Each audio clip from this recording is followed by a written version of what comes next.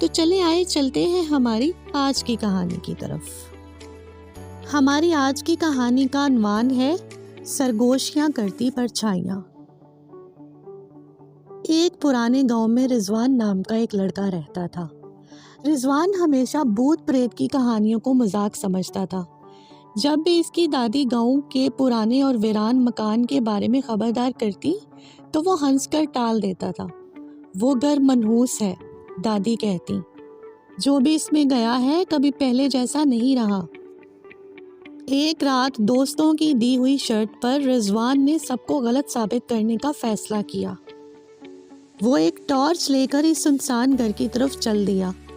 جوں وہ قریب پہنچا، ہوا میں ٹھنڈک بڑھتی گئی اور ایک عجیب سی خاموشی چھا گئی۔ وہ سیدھا لکڑی کا دروازہ خود بخود چڑچڑا کر کھل گیا۔ اندر ہوا میں گرد کے ذرات موجود تھے اور ایک بوسیدگی کی باس تھی۔ اس نے ٹارچ جلائی مگر روشنی مدھم ہونے لگی۔ وہ ان باتوں پر دھیان دیے بغیر آگے بڑھا۔ یہ گھر ویران تھا مگر یوں لگ رہا تھا جیسے یہ زندہ ہو۔ پھر اچانک سے ایک سرگوشی سنائی دی، رضوان! اس کا دل زور سے دھڑکنے لگا۔ اس نے پلٹ کر دیکھا، وہاں کوئی نہیں تھا، یہ صرف ہوا ہے۔ اس نے خود کو تسلی دی اور آگے بڑھ گیا۔ اس کے قدموں کی آواز سنسان راہداری میں گونج رہی تھی۔ لکڑی کے پرانے تختے چڑچڑا رہے تھے۔ اچانک اس کی نظر راہداری کے آخر میں ایک پرانے آئینے پر پڑی جو گرد سے اٹا ہوا تھا، لیکن اس کے عکس میں صرف وہی نہیں تھا، اس کے پیچھے ایک لمبا سایہ تھا جس کی آنکھیں خالی اور تاریک تھیں۔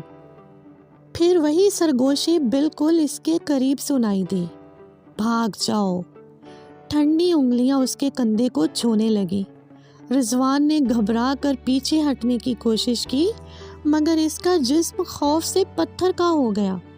پھر سایہ حرکت میں آیا، وہ آئینے سے باہر نکلنے لگا۔ اس کا وجود غیر فطری طور پر پھیلنے لگا۔ وہ مسلسل رضوان کا نام دہرا رہا تھا۔ رضوان نے دروازے کی طرف دوڑ لگائی مگر وہ زوردار آواز کے ساتھ خود بخود بند ہو گیا۔ وہ چیخنے لگا، دروازہ پیٹنے لگا، مجھے جانے دو، مجھے جانے دو۔ سرگوشیاں کہکوں میں بدل گئیں۔ کمرہ اندھیرے میں ڈوبنے لگا۔ سرد نظر نہ آنے والے ہاتھوں نے اس کے بازو، اس کی ٹانگیں جکڑ لیں۔ وہ مچلنے لگا مگر وہ قوت بہت طاقتور تھی۔ آخری چیز جو اس نے دیکھی وہ آئینے میں اپنا ہی خوفزدہ چہرہ تھا اور پھر وہ بھی غائب ہو گیا۔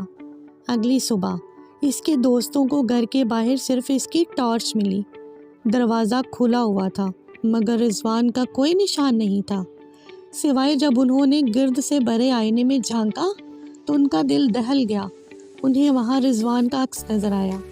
اس کا چہرہ خوف اور اذیت میں جکڑا ہوا، جیسے وہ اندر قید ہو چکا ہو۔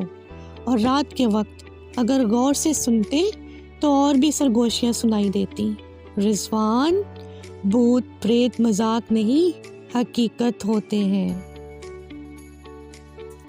السلام علیکم، آپ دیکھ رہے ہیں میرا چینل ڈیجیٹل داستان۔ مزید اچھی سٹوریز دیکھنے کے لیے میرے چینل کو سبسکرائب کریں اور بیل آئیکن پریس کر دیں تاکہ نیو ویڈیوز آپ تک پہنچتی رہیں۔ شکریہ۔